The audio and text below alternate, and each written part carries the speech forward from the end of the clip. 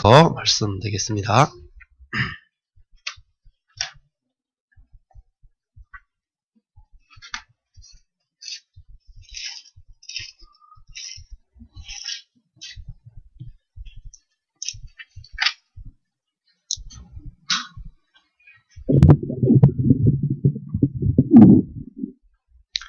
에베소서 1장 22절, 23절 말씀 드리겠습니다. 두 절밖에 안 되니까 다 같이 읽겠습니다. 그리고 하나님께서는 만물을 그리스도의 발 아래 복종하게 하시고 그리스도를 만물 위에 교회의 머리로 삼으셨습니다. 교회는 그리스도의 몸이요 만물 안에서 만물을 충만하게 하시는 분의 충만입니다. 아멘. 오늘 제목은 사도 바울입니다. 이 말씀은 우리 교회가 1:1 제자 양육 처음에 교회 개척해서 할 때에 암송했던 유명한 구절 중에 하나입니다. 우리 김준수 집사님 가정인 아기 낳고 오랜만에 예배 같이 드리게 돼서 참 반갑습니다. 인사했으면 좋겠습니다. 오늘 사도 바울인데요. 사도 바울은 우리 서정호 집사님이 말씀하신 것처럼 원래 이름이 사울이었습니다. 사울은 큰 자라는 뜻이고요. 이름이 바울로 바뀌었는데 바울은 작은 자라는 뜻입니다. 우리는 큰 자에서 더 큰 자가 돼야 되는데 큰 자에서 작은 자로 바뀌었습니다. 왜 작은 자로 바뀌었냐니까 자기 속에 계시는 자기 안에 살아계시는 그리스도가 크신 분이기 때문에 자기는 작아지는 것이 오히려 더 유익하기 때문에 자기를 작은 자라고 그렇게 이름이 바뀌었습니다. 오늘 찬양하면서 내 안에 사느니 그리스도니 뭐라 했습니까? 나의 죽음도 유익합니다. 아멘입니까? 여러분 찬양할 때에 찬양은 입으로 하는 게 아니고 마음으로 내가 주님께 드리는 거잖아요. 내 안에 사느니 예수 그리스도니 나의 죽음도 유익합니다. 여러분 죽음은 뭡니까? 죽음은 우리가 이 땅에 살아가면서 제일 잘못되는 게 죽음이죠. 그죠? 제일 실패 중에 가장 큰 실패, 절망 중에 가장 큰 절망이 바로 죽음이고 불가능 중에 인간이 극복할 수 없는 최고의 한계가 바로 죽음입니다. 그래서 내 안에 사는 이가 그리스도라면 바울은 내가 죽는 것도 유익합니다. 자기가 어떤 일을 당해도 어떤 실패를 해도 어떤 절망을 만나도 자기는 유익하다는 거죠. 왜냐하면 자기 안에 그리스도가 살아계시기 때문에 능히 그것을 감당할 수 있고 이길 수 있기 때문이라는 것입니다. 이것이 바로 바울이 살았던 삶의 비결입니다. 제가 이번 주에 사모님 목요일마다 사모님들하고 같이 모임을 하는데 제 경북대학교 87학번 동기 되는 사모님이 반야월에 한 교회에 사모로 왔어요. 그래서 같이 모임을 하는데 이 사모님이 이제 이렇게 간증하는 거예요. 우리 모임하는데 원래 이제 범어교회에 계시다가 부목사로 계시다가 지금 이제 반야월에 있는 교회 사모로 왔는데 교회를 이제 옮겼으니까 이제 이사를 해야 되잖아요. 근데 이 교회는 사택이 교회 건물하고 같이 있어요. 근데 그 장로님도 살고 계시고, 뭐 이렇게 성도들이 가까이 이렇게 살아요. 사모님이, 거기 들어가서 살려고 하니까, 이제 아들이 둘이에요, 아들이 중학생도 되는데, 아들이 둘이면은, 저기 이제 서집사님도 아들이 둘인데, 이 목소리가, 커질 수밖에 없잖아요. 그래서, 사모님이, 장로님이 같이 살면, 애들한테 막 사모인데 목소리를 막 크게 내야 되니까 자기 덕이 안 될 것 같아. 그래서 마음에 엄청난 부담과 짐이 있었던 거예요.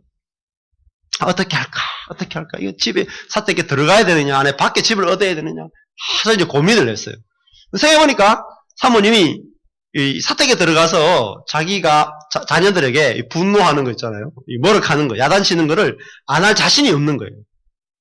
그러니까 이제 방법이 필요하잖아요. 들어갈까 말까 막 이제 해결을 해야 되잖아요. 그렇게 쭉 고민하다가 사모님이 성경 공부를 같이 하면서 뭘 깨닫게 됐냐니까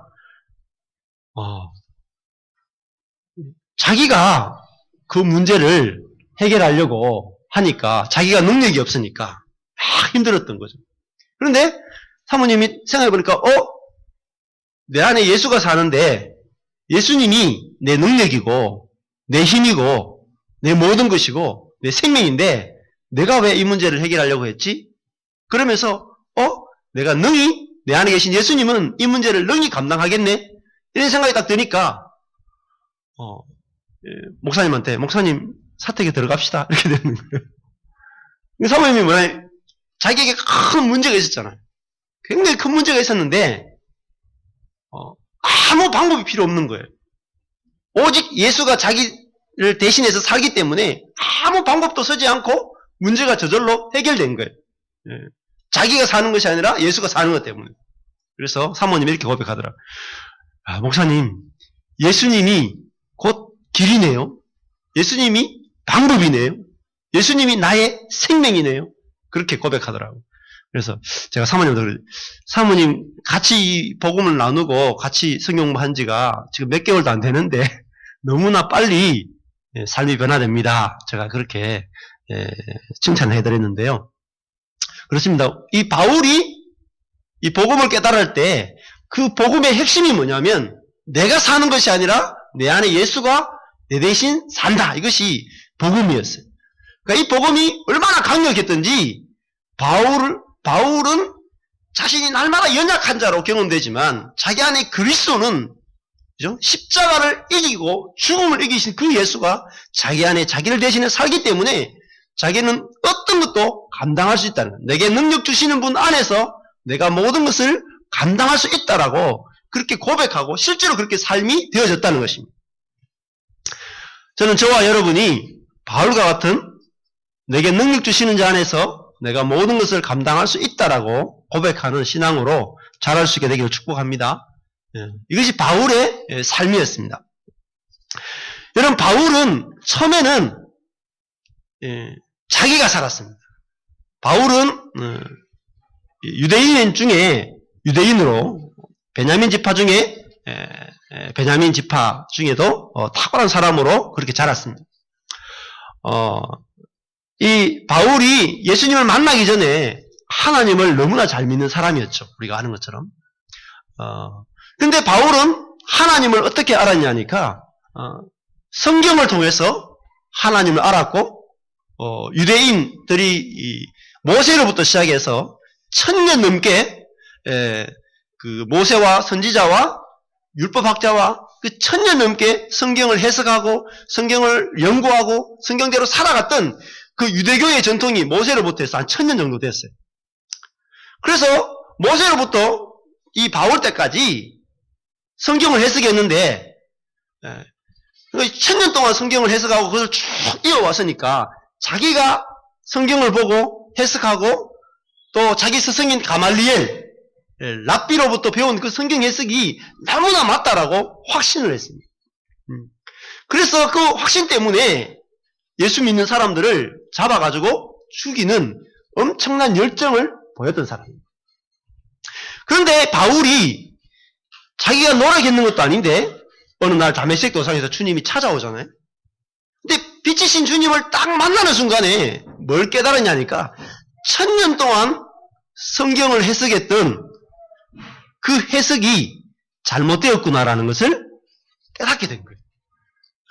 그래서 바울이 거기서 돌이킴이 일어난 거죠. 그래서 이제 예수님과 함께 살아가는 자기는 죽고 예수가 사는 이 놀라운 비밀을 바울이 깨달아서 복음을 전하는 사람으로 변화가 됐습니다. 갈라디아서에 보면 갈라디아서 1장에 보시면 바울의 삶의 이야기가 나옵니다. 바울이 자기 삶을 간증을 해요. 어떻게 간증하냐니까, 바울이, 제가 조금 전에 말씀드린 것처럼, 자기가 열심히 하나님을 섬기려고 할 때는 오히려 하나님을 대적하는 자로 살았는데, 예수님이 빛이신 예수님 자기를 찾아와서 떴던 눈을 감겨버리죠. 눈이 감겨져요. 못 봅니다. 즉, 다른 말하면, 자기가 지금 옳다라고 생각했던 것들이 잘못이라고 그것을 주님 보이신 거예요. 눈이 감겨져요.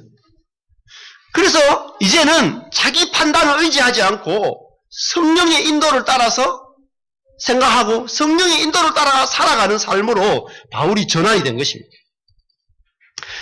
자, 그래서 갈라디아서 1장에 보시면 그 앞에 한번 보십시오. 바로 앞에가 갈라디아서니까요. 1장을 한번 보시겠습니다. 1장에 보면 바울이 자기의 삶을 간증하는데 아주 놀랍게 간증을 합니다. 1장 16절 보십시오.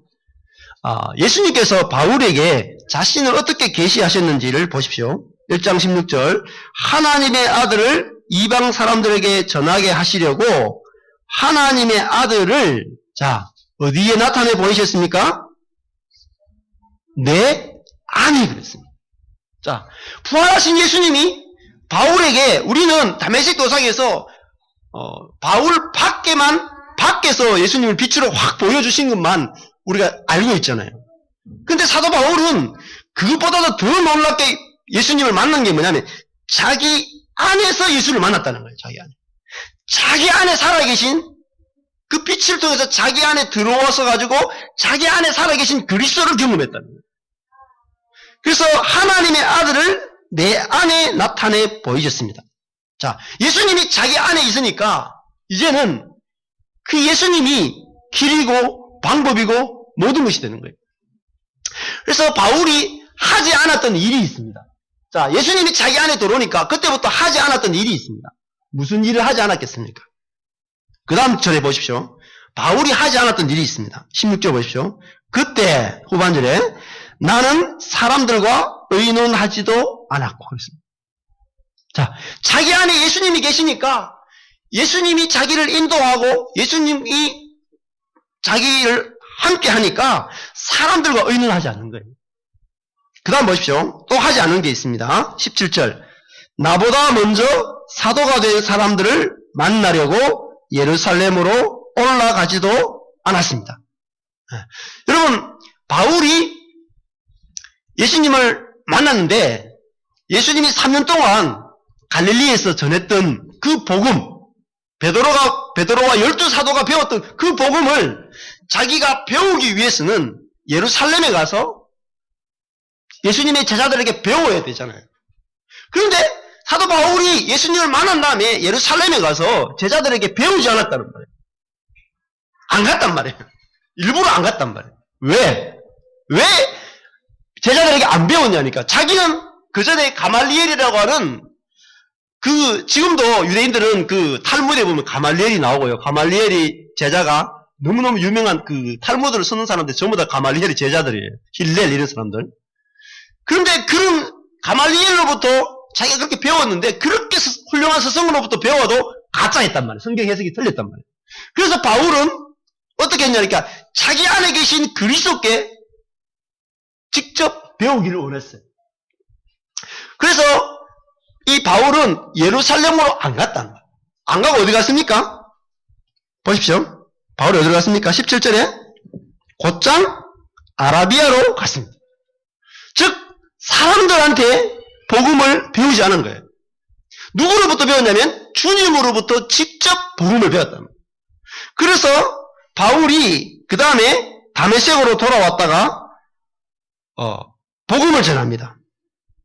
복음을 전하는데 18절에 보면 3년 뒤에 게바 베드로를 만나고 예루살렘에 올라가서 딱 15일 정도 머무릅니다.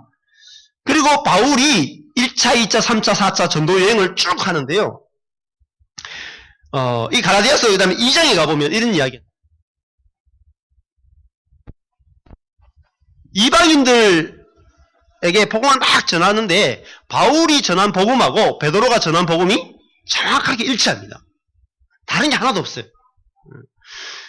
그러니까 이 바울은 예수님을 만날 때부터 신앙의 본질이 뭐였냐니까 자기 안에 계신 그리스도께 자기를 맡기고 그리스도를 따라가는 이것이 바울의 삶의 핵심이었다는 것입니다. 그래서 바울이 처음에 아라비아로 갔다가 이제 어디로 가냐니까 갈라디아서 1장 21절에 보면 시리아로 갔다 그런 말이 나옵니다. 이 시리아가 어디냐면 시리아에 있던 교회 이름이 뭡니까? 유명한 교회가 시리아의 유명한 교회가 안디옥 교회가 있습니다. 시리아의 안디옥. 이 안디옥 교회가 바나바가 이 예루살렘에서 파송된 바나바가 목회하던 교회예요. 근데 바나바가 누구를 데려오냐니까 이 바울을 데려와요. 그래서 바나바와 바울이 시리아에서 안디옥 교회에서 같이 목회를 합니다. 근데 그 목회할 때 5명이 안디옥 교회에서 같이 교회를 섬기는데 성령께서 바울과 바나바를 세워서 선교하라고 합니다. 그래서 선교가 시작이 되죠. 그래서 1차, 2차, 3차 선교 여행을 바울이 하게 되고 3차 선교 여행이 끝난 다음에 예루살렘으로 돌아갑니다. 예루살렘에 돌아갔다가 예루살렘에서 유대인들에 의해서 체포당해가지고 재판을 받게 됩니다. 재판을 받고 이제 배에 실려가지고 어디 갑니까? 마지막에 로마로 갑니다. 그것이 사도행전에 나오는 이야기예요. 로마에 가서 투옥이 됩니다. 투옥이 돼서 그때 성경을 쓴 것이 옥중서신입니다. 오늘 읽었던 에베소서, 빌립보서, 골로새서, 빌레몬서 이런 걸 성경을 씁니다. 그리고 거기 있다가 이제 감옥에서 풀려나요. 풀려나고 로마에서 복음을 막 전하고 이제 사역을 하다가 다시 두 번째 이제 박해가 와서 두 번째 감옥에 갇혔다가 죽는데 두 번째 감옥에 갇히고 핍박 당할 때 그때 썼던 편지가 뭐냐면 디모데 전후서입니다. 그러니까 바울이 제일 마지막에 자기 신앙을 고백했던 성경이 디모데 전후서예요. 그렇게 하다가 마지막에 이제 순교하게 되는 것이 바로 바울의 인생입니다. 오늘 읽었던 이 에베소서는 바울이 로마의 감옥에 갇혔을 때 쓴 편지인데 특별히 바울은 하나님께 무엇을 부름받았냐니까 교회를 세우는 자로 부름을 받았습니다. 그래서 교회가 무엇이고 교회를 세우는 것이 얼마나 중요한지에 대해서 바울은 참 많은 말을 합니다. 오늘 에베소 1장 22절에 보시면은요, 23절에 보시면 교회를 무엇으로 표현하고 있냐니까 23절 보시면요, 교회는 그리스도의 몸이다 그렇게 말하고 22절에서는 그리스도는 교회의 머리다 이렇게 표현했습니다. 자, 그래서 바울이 봤던 교회는 머리가 그리스도고 몸이 교회인 그것이 바로 교회의 모습이었습니다. 자, 이것은 무엇을 의미하겠습니까? 머리와 예수님의 몸인 교회. 자, 어떤 사람이 이 칼을 가지고 만약에 여러분을 이렇게 탁 찌르려고 한다고 생각해 보십시오. 그러면 무엇이 반응하겠습니까? 먼저 눈으로 그 칼을 딱 보겠죠. 그러면 어떻습니까? 손이 또 움직입니다. 이거 어떻게 이제 방어하기 위해서 뭐 막대기를 든다거나 아니면은 발이 먼저 움직이는 사람도 있습니다. 저 같은 사람은 발로 도망을 가겠죠.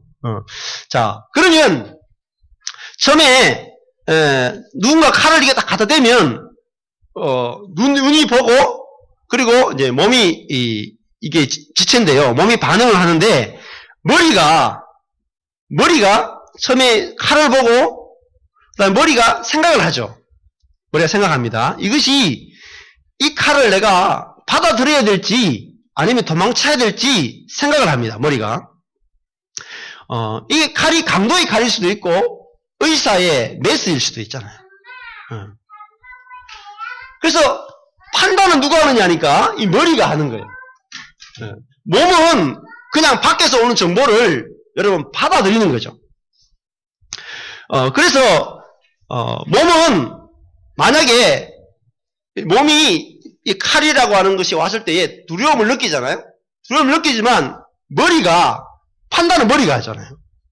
머리가 만약에 강도의 칼이라면 머리가 도망가 그러면 다리가 손이 몸이 움직이가 막 도망을 갑니다. 그런데 머리가 칼이 오는데 야 그 칼 네가 몸으로 칼을 감사함으로 받아들여 이러면은 칼이 오는데도 불구하고 몸이 어떻습니까? 자기 몸을 수술대 위에 올려놓고 몸을 가르는데도 불구하고 그대로 감사하다 고맙다 그러면서 몸을 다 째도록 허락하잖아요. 자, 이것이 머리와 몸의 관계입니다. 자, 교회는 몸이라 그랬잖아요. 몸. 그러니까 머리가 그리스도라 그랬단 말이에요. 자, 몸의 특징은요. 교회는 머리가 하도록 모든 것을 맡깁니다. 이것이 교회의 특징입니다. 바울이 본 교회는요. 머리가 판단하고 생각하고 결정하고 하도록 몸은 다 따라가는 거예요. 여러분 우리 몸이 그렇지 않습니까? 제가 지금 설교하는데 손이 움직이고 막 하잖아요. 이게 다 누구 뭐 때문입니까? 지금 머리가 하라는데 다 시키는데 그대로예요. 로봇이. 몸은 로봇과 같아요. 이 몸을 생각하거나 할 기능이 없단 말이에요. 머리가 하는 대로 다 따라하는 거예요. 그런데 교회의 본질을 잃어버리면 어떻습니까? 몸이 생각한다는 거예요. 몸이. 만약에 칼이 의사의 메스가 오는데 몸 입장에서 어떨 것 같아요? 자, 여러분 의사의 칼이 오는데 몸 입장에서는 이 칼로 자기 몸을 이렇게 째고 이렇게 하는데 좋겠습니까? 나쁘겠습니까? 제가 저번에 아내랑 영화를 봤는데 그 장기 매매하는 영화를 봤는데요. 진짜 못 보겠더라고. 중국으로 넘어가는 배 안에서 자기 아내를 사기 결혼해가 아내를 중국으로 넘어가는 배 안에 그 안에 사우나실에서 여자를 이렇게 서로 떨어가지고 마취해 놓은 상태에서 배를 갈라가 안에 장기를 꺼내는 그런 영화였어요. 실제로 그런 일이 났고 중국 병원에서도 실제로 장기 밀매로 그런 일이 많이 일어났어요. 자, 여러분 우리 몸은요. 몸에게 어떤 일이 일어나면 이것이 좋은 일인지 나쁜 일인지 판단할 수 있는 올바른 그 판단력이 없어요. 판단은 누가 해야 되냐면 머리가 하는 거죠. 이것이 교회가 온전하게 회복되는 길입니다. 여러분 우리 교회 공동체도 마찬가지예요. 모든 판단과 모든 결정을 그리스도께 맡기고 주님의 뜻이 무엇인지를 계속해서 우리 생각을 내려놓고 따라갈 때 진짜 교회가 회복되는 거예요. 여러분 우리 교회 단체도 교회지만 내 개인도 교회예요. 여러분 우리는 나도 주님과 나와의 관계 속에서 나는 절대로 머리가 되면 안 돼요. 왜? 몸이라는 거예요. 몸은 머리에게 모든 것을 절대적으로 맡깁니다. 머리가 너 수술대 위에 누워 너 배째 그러면요 몸은 그것도 한다니까요. 그 정도로 실제로는 자살까지도 하잖아요. 머리가 야 자살해 그러면요 다리하고 팔이 가가지고 옥상에서 아파트 옥상에 뛰내리잖아요. 그만큼 몸은 머리에게 절대적으로 순종하고 살아가는 존재가 바로 몸이라는 거예요. 그래서 이 바울이 이 참 교회의 모습이 바로 그리스도의 몸이다. 그리스도와 하는 하로 따라가고 순종하는 것이 바로 교회라고 했습니다. 그러면 머리의 역할이 뭐겠습니까? 여러분 머리가 홀로 존재할 수 있겠습니까? 그럼 뭐가 됩니까? 잘라버리면은 머리는 뭐가 있어야 됩니까? 몸이 있어야 됩니다. 몸이. 그래서 여러분 머리 입장에서는요 몸이 있어야 되기 때문에 머리는 몸을 통해서 자신을 표현합니다. 그래서 머리는 몸을 어느 정도로 아낄까요? 머리는 몸이 없으면 죽죠. 그래서 머리는 몸을 정말 아끼는 겁니다. 머리가 몸하고 나는 상관없으니까 야 몸이 어떻게 되건 머리가요. 몸이 어떻게 되건 상관하지 않고요. 네 불에 들어가. 뭐 차 앞에 뛰어들어. 이러면 어떻게 됩니까? 몸만 죽는 것이 아니라 머리도 죽죠. 그죠? 이게 연결되어 있다는 거예요. 여러분, 우리가 그리스도가 나의 머리고 내가 몸이고 우리 교회가 그리스도의 몸이고 그리스도가 머리라는 사실은 여러분 머리가 해야 되는 일은 뭐냐면 몸을 철저하게 보호한다. 여러분, 왜냐하면 예수님의 생명과 나의 생명은 연결되기 때문에 주님은 자신의 몸이단 말이에요. 여러분, 이 내 몸이요 예수님의 몸이단 말이에요. 아멘입니까? 우리 교회가 예수님의 몸이단 말이에요. 그래서 예수님은 교회를 보호하신단 말이에요. 그건 나를 보호하신단 말이에요. 자신의 몸이기 때문에. 자신의 몸으로 사랑하신단 말이에요. 여러분, 이 사실을 우리가 알게 되면 내가 나를 보호할 필요가 없습니다. 여러분, 머리가 몸을 보호하는 거죠. 그렇죠? 주님이 나를 보호하는 거예요. 왜? 주님, 머리가 살기 위해서 몸을 보호하는 거예요. 또 몸은 어떻습니까? 몸이 살려면 머리의 명령에 절대로 복종하는 것이 몸이 사는 겁니다. 몸이 마음대로, 근데 이렇게 하면 내가 이걸 보호할 거야. 그런 게 아니라, 머리가 하라는 대로 따라가야 돼요. 수술대에 가려고 하면 수술대 가고, 그대로 따라가는 거예요. 따라가는 거. 그것이 바로 자신을 보호하는 길이라는 거죠. 여러분, 그래서 머리 대신 주님은 몸인 우리를 철저하게 보호하고요. 늘 붙어 있습니다. 여러분, 머리가 몸과 붙어 있죠. 떨어지면 죽는 거예요. 그래서 예수님은 부활 성천하셨다가 성령을 만나 내 안에 들어와서 나와 연합되어 계신 거예요. 절대 떨어지지 않습니다. 나와 붙어가지고 나를 지키고 보호하고 함께 하시는 거예요. 그리고요, 그 다음에 머리의 특징은요, 머리는 생각하고 다 하잖아요. 하는데 몸이 없으면 머리가 뭘 생각하는지 표현을 못해요. 그렇죠? 만약에 제가 저를 표현하려면 이 머리가 저라고 한다면 저를 표현하려면 제 손과 발에 다 있어야 되잖아요. 만약에 제가 나는 참 잘 숨기는 사람이다 라는 것을 표현하려면 어떻게 됩니까? 자, 저는 참 잘 숨기는 사람입니다 이렇게 표현하려면 머리로는 표현을 못합니다. 그죠? 머리로는 제가 잘 숨기는 사람이라는 걸 표현을 못해요. 어떻게 표현합니까? 손과 발이 가서 설거지하고 청소하고 사람들 돕고 이래야지 머리가 저 머리는 참 잘 숨기는 머리구나 이렇게 되는 거죠. 여러분, 예수님이 교회의 머리 되신다는 말은 예수님이 자신을 표현하고 싶은데 몸이 없으면은 예수님이 표현이 안 되는 거예요. 자, 우리가 예수님을 전할 때 예수님은 사랑이시다. 그는 머리예요, 머리. 근데 몸인 교회가 예수님의 사랑을 표현하지 않으면 예수님은 사랑이 없는 거예요. 그래서 예수님이 내가 교회인데 그러면 내 머리가 예수님이에요. 제가 예수님은 내하고 딱 연결되어 있어요. 예수님은 내하고 연결된 예수님이 내 안에 오신 예수님이 뭘 하겠습니까? 자, 예수님은 자신을 드러내기 원하세요. 근데 예수님을 드러내는 것은 예수님이 어떤 분인지를 드러내기 원한단 말이에요. 지난주에 제가 베드로를 이야기했습니다. 베드로가 아내들에게 뭐라고 했습니까? 복종하십시오 이렇게 했어요. 남편들에게. 왜 복종하냐면 여러분의 행실로 그 남편을 구원할 수 있다라는 말을 했습니다. 왜 이렇게 말하냐면 아내들이 남편에게 예수님이 어떤 분인지를 입으로 말하는 것 가지고는 예수님을 보여줄 수 없단 말이에요.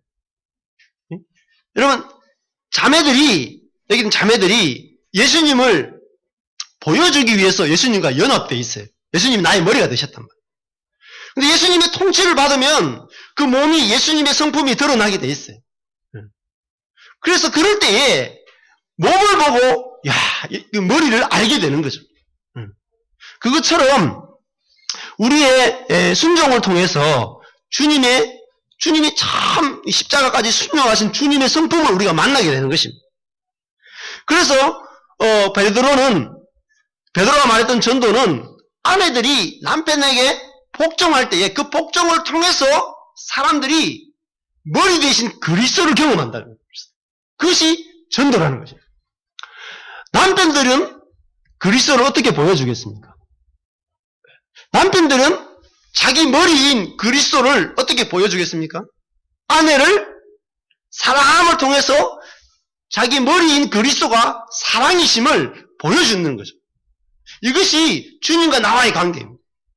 여러분, 우리가 내가 교회고 우리 공동체가 교회인데, 몸은요, 머리를 드러내기 위해서, 머리에게 영광을 돌리기 위해서 살아가는 거예요. 바울이 그런 말씀입니다. 너희가 비둘기처럼 순결하고 뱀처럼 지혜로워라. 그런 말이에요. 선한 데는 지혜롭고 악한 데는 미련하라. 그렇게 했습니다. 여러분, 비둘기는요, 특징이 배우자를 한 사람만 한 군데만 눈을 둔다는 것입니다. 그리고 뱀의 특징은요, 뱀은 꼬리가 잘려도 살고요, 웬만하면 사는데 머리가 밟히면 죽거든요. 그래서 뱀의 특징은 머리를 절대 상하게 하지 않는다는 것입니다. 여러분, 우리가 그리스도의 몸이고 내가 그리스도의 몸이기 때문에 몸인 우리는 머리를 존귀하게 여기고 머리가 상하지 않도록 하는 것이 바로 그리스도인의 삶인 겁니다. 그래서 바울이 지금 교회의 모습을 보여주고 있는데요. 그래서 몸이 해야 될 일은 머리에게 100% 자신을 드려야 돼요. 그래서 머리가 몸을 통해서 자신을 드러내고 살 수 있도록 내어드리는 거예요. 근데 우리가 반대로 산단 말이에요.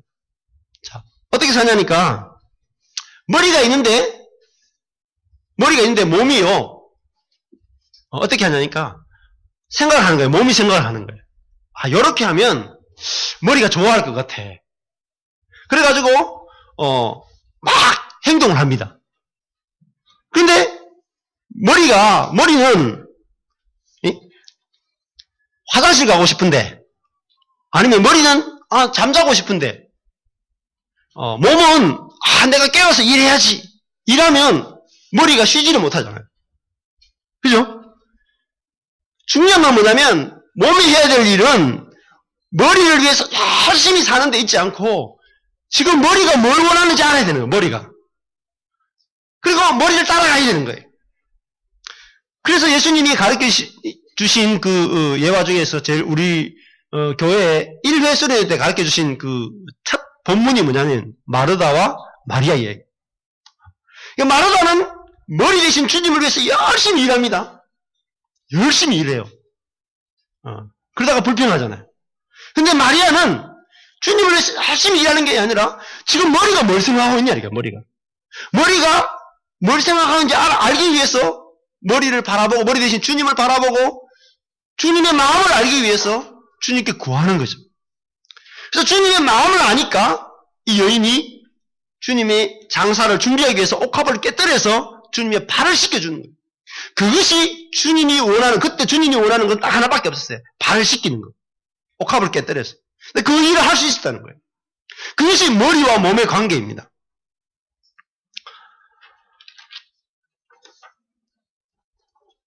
그래서 여러분, 내 자신을 세우는 것과 교회를 세우는 것은 같아요. 근데 잘 세워야 된단 말이죠. 고린도전서 3장 11절에서 23절을 한번 보겠습니다.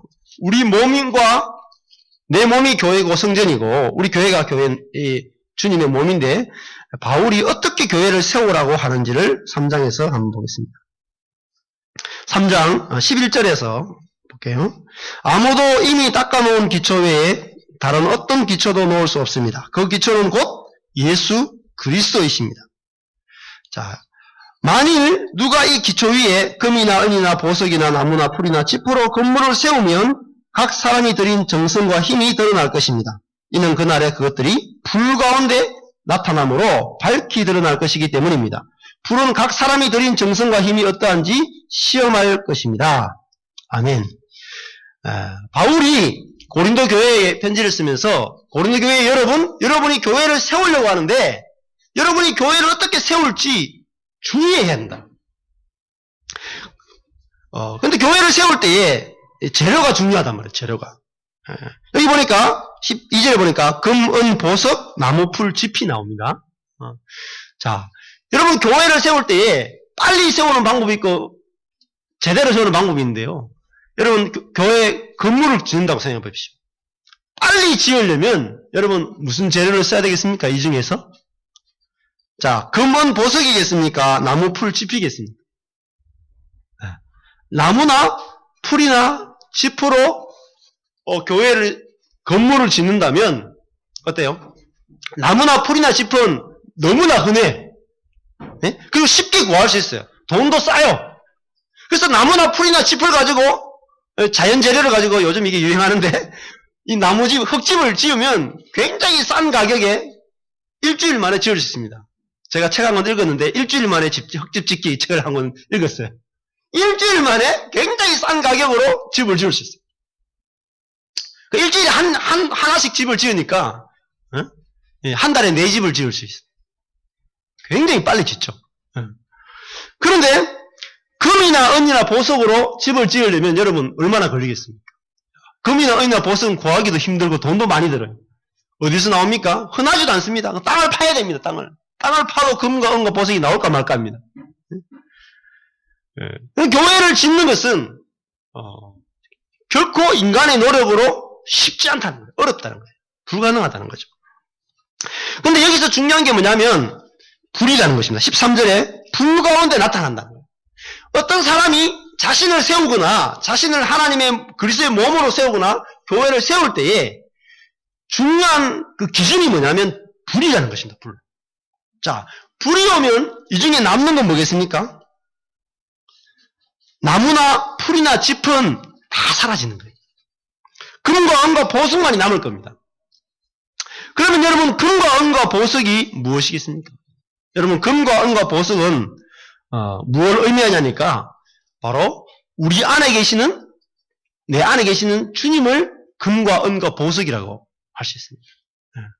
여러분 내 안에 계신 주님이 내 대신 살고 그래서 그것이 차곡차곡 쌓여서 내 안에 계신 주님이 나를 통해서 드러나는 것 그것이 바로 교회를 세우는 거라는 거예요. 여러분 바로 그 교회가 세워지는 것도 마찬가지입니다. 우리가 열심히 해서 교회를 세우는 것이 아니라 우리 안에 계시는 우리의 멀리 계시는 주님을 높이고 주님의 성품이 드러나게 하고 주님이 살게 하는 것이 바로 교회를 세우는 거예요. 그것이 금과 은과 보석이라는 거예요. 마지막 날 요한계시록에도 보면 새하늘과 새 땅이 나오는데 거기에 썼던 모든 재료들도 금과 은과 보석과 진주예요. 그래서 그걸 하나님이 세워나간다는 거죠. 근데 나무나 풀과 짚은 뭐냐면 우리의 노력과 우리의 힘으로 여러분 세워나가는 것을 말합니다. 그렇게 될 때에 그것은 불이 오면 드러난다는 거예요. 불은 여러분 연단과 연단이죠. 여러분 계시록 3장으로 한번 가보겠습니다. 요한계시록 3장에 보면 이 이야기가 나오는데요.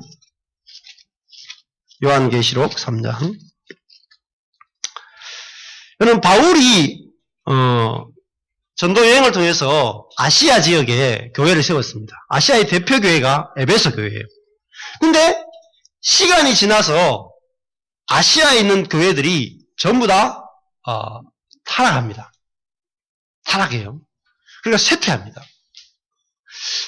바울이 그렇게 복음을 전했음에도 불구하고 아주 짧은 기간에 교회들이 쇠퇴하게 되는데 그래서 사도 요한이 요한계시록에서 이 아시아에 있는 7교회에게 편지를 썼습니다.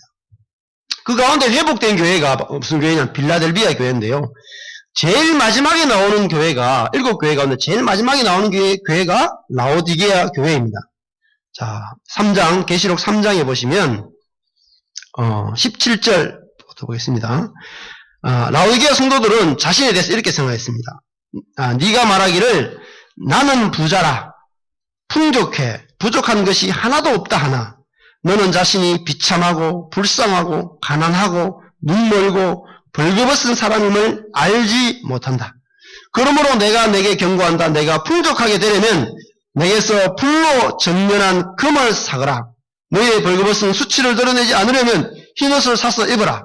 네가 보고 싶으면 안약을 사서 네 눈에 발라라. 나는 내가 사랑하는 사람들마다 책망하고 징계한다. 너는 그러므로 너는 열성을 내고 회개하여라. 아멘. 여러분, 라오디게아 교회가 마지막 교회예요. 마지막 교회. 이 마지막 시대에 있는 교회란 말이죠. 마지막 시대에 있는 교회는 어떤 교회냐니까, 라오디게아 지역은 안약이 발달했어요. 그래서 이 눈병을 굉장히, 옛날에는 눈병이 참 많았거든요. 우리 어릴 때도 그렇고. 그러니까 안약이 있으니까 눈을 잘 치료해서 사람들 눈이 굉장히 밝았어요. 그러니까 자신들은 굉장히 밝고 똑똑하고 자기가 잘 살고 있다고 생각했어요.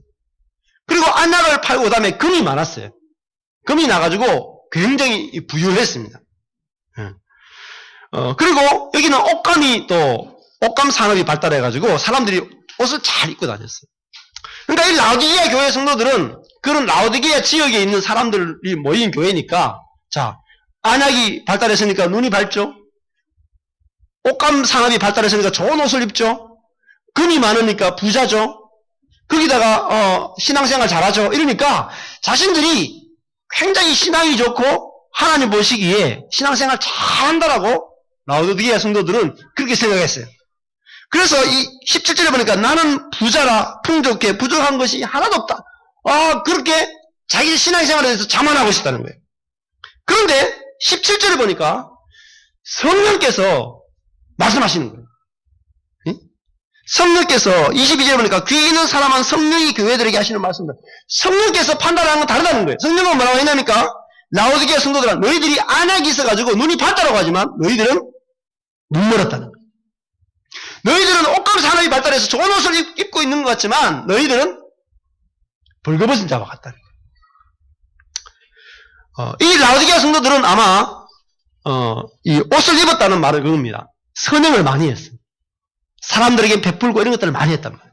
그래서 자신이 벌거벗은 것을 몰랐어요. 나는 이 정도 살면은 그리스도인으로서 참 잘 살아 이렇게 생각했단 말이에요. 그래서 사도 이 요한이 뭐라고 말하냐니까 이렇게 말했습니다. 18절에 불로 정련한 금을 사라고 했어요. 불로 정련한 금을 사라고 했습니다. 고난과 핍박과 불이 오더라. 불이 오면 여러분 어떤 일이 벌어집니까? 자, 머리이신 예수님이 몸을 보호할 때에 뭘 쓰시냐니까 여러분 불을 사용하십니다. 고난을 쓰신 거예요. 고난을 통해서 몸에 있는 모든 병균과 모든 더러운 것들을 정리한단 말이에요. 그래서 몸을 깨끗하게 해가지고 이 몸을 통해서 예수님의 성품을 드러내고 섬김과 사랑과 희생을 드러내기 위해서 몸을 깨끗하게 하시는 것이 주님이 하시는 일이란 말이에요. 여러분, 말세 때에 두 가지 메시지가 전해진다라고 사도 바울이 그렇게 얘기했습니다. 디모데후서에 한번 가보겠습니다. 이 말씀으로 좀 정리했으면 좋겠습니다. 디모데후서에 사도 바울이 교회에게 전파되는 두 종류의 메시지가 있는데, 사도 바울이 죽기 전에 마지막으로 썼던 편지가 디모데전후서입니다. 디모데전후서에서 바울이 교회에게 잘못된 메시지들이 전파될 건데 이런 일이 일어날 거라고 했습니다. 4장, 디모데후서 4장 3절을 보십시오. 디모데후서 4장 3절.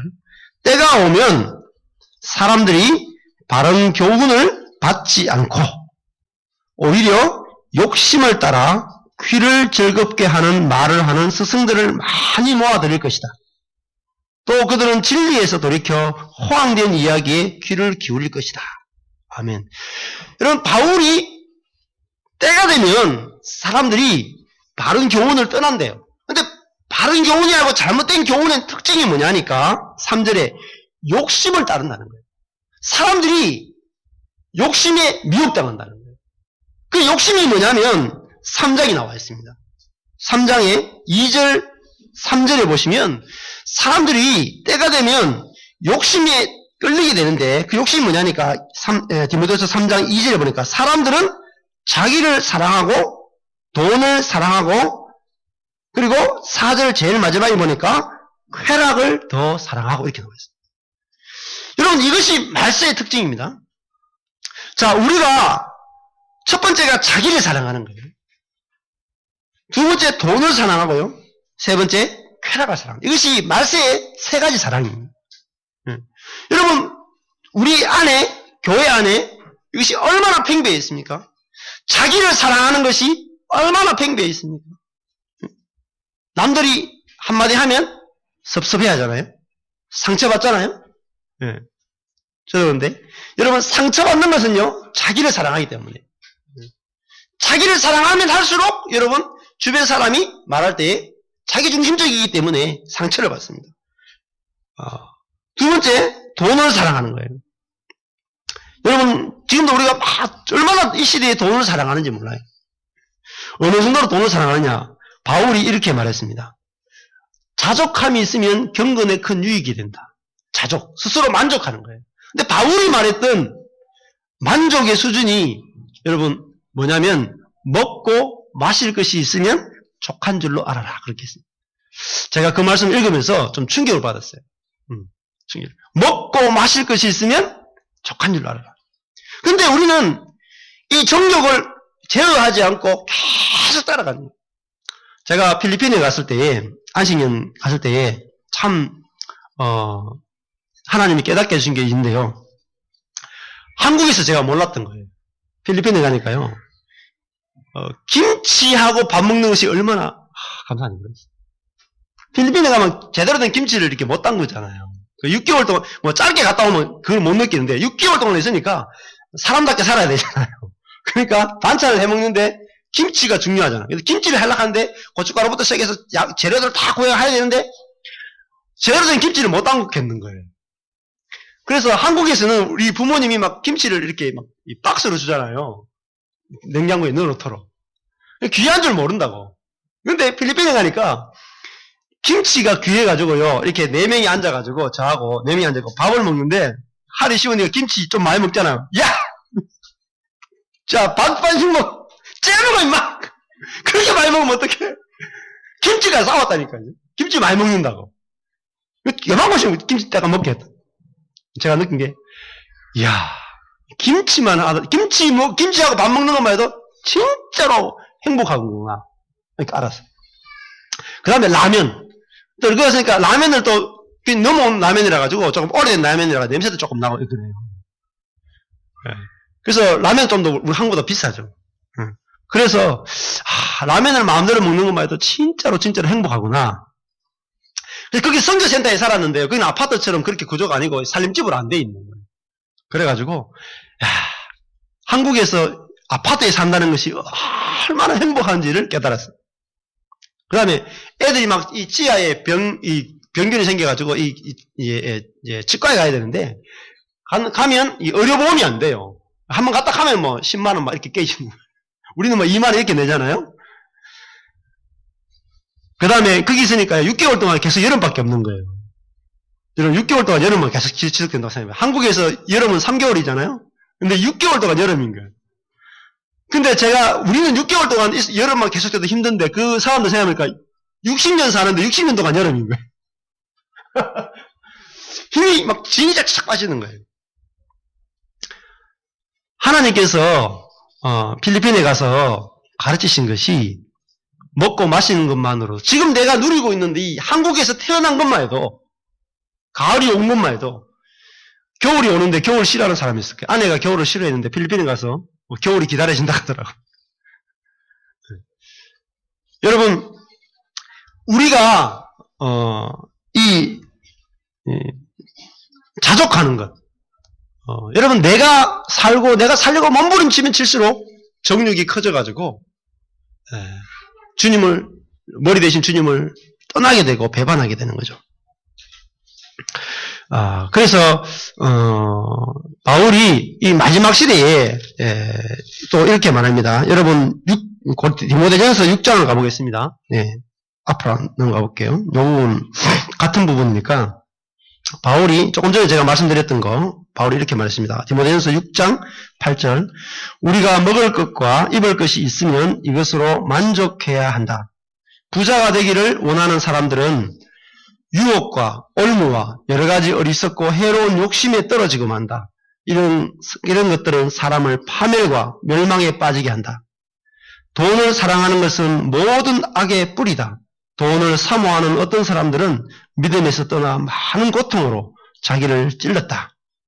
그리고 17절에다 보십시오. 그대는 이 세상에 부유한 사람들에게 명령해서 교만하지 말고 덧없는 재물에 소망을 두지 말며 오직 우리에게 모든 것을 풍성히 주어 누리게 하시는 하나님께 소망을 두게 하여라. 이렇게 했습니다. 사도 바울이 여러분 우리가 내 자신을 사랑하고 돈을 사랑하고 쾌락을 사랑하고 육신을 따라가는 이 부분이 불로 하나님께서 우리 개인을 연단하시고 교회를 연단하셔서 우리를 정금처럼 만들기 원합니다. 즉 그리스도가 우리를 통해 살아서 그리스도의 성품이 교회와 내 안에서 나타나기를 원하신다는 거예요. 오늘 찬양 가운데 나의 길 오직 그가 아시나니 했습니다. 나를 단련하신 이후에 정금같이 나오게 하실 것입니다. 우리가 머리 대신 주님을 신뢰하고 주님이 나를 돌보시는 걸 믿고 날마다 살 수 있게 되길 축복합니다. 기도하겠습니다.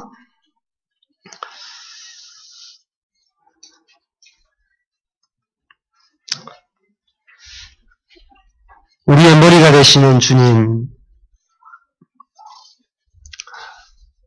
주님이 우리의 머리가 되셔서 친히 몸을 돌보시고 또 몸인 우리를 불로 정결케 하시고 그래서 머리이신 주님이 몸을 통해서 주님의 놀라운 사랑과 속성과 성품을 표현하기 위해서 드러내기 위해서 오늘도 우리 가운데 일하고 계시고 역사하고 계심을 인해서 주님을 찬양합니다. 주님, 머리 되신 주님이 몸인 나에게 행하시는 모든 일은 선한 일이고 아름다운 일이고 합력하여 선을 이루는 일임을 믿습니다. 주님, 우리가 하루를 살더라도 머리 되신 주님을 온전히 신뢰하고 우리 자신을 맡김으로 날마다 평안과 만족 가운데 살 수 있도록 주님 도우시기를 원합니다. 주님, 어떤 사모님의 고백처럼 예수님이 나의 방법이고 예수님이 나의 길이고 예수님이 나의 생명임을 경험할 수 있도록 주님 축복해 주시기를 원합니다. 우리가 어떤 환난과 문제와 불과 연단이 다가온다 할지라도 사도 바울처럼 약한 자로서 내 안에 계신 주님께 나를 내어드림으로 내게 능력 주시는 자 안에서 모든 것을 감당할 수 있다라고 고백했던 바울처럼 우리가 십자가의 도를 깨달아서 주님과 늘 동행하고 연합하기를 간절히 소망합니다. 주님, 바로 그 교회 또 모든 성도들 한 사람 한 사람을 축복합니다. 날마다 머리 대신 주님을 경험하게 하시고 누리게 하시고 주님의 사랑과 은혜를 공급받게 하시고 삶 가운데 가정에서 직장에서 주님을 드러내는 아름다운 삶이 될 수 있도록 주님 축복해 주십시오. 예수님 이름으로 기도했습니다. 아멘.